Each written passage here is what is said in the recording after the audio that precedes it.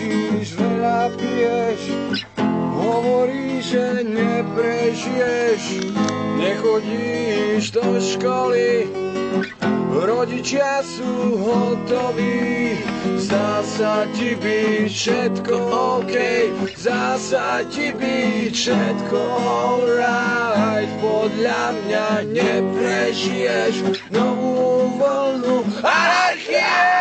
Dnešná mládež nie je húpa, samé drogy a samá tráva, alkohol a nenávisť raz na všetkých nakazí a mente túto spoločnosť. Podľa mňa je na hovno, na to sú nám zbytočnosti, keď sme odpad spoločnosti. Nastá chaos na ulici, samé drogy, násilnosti.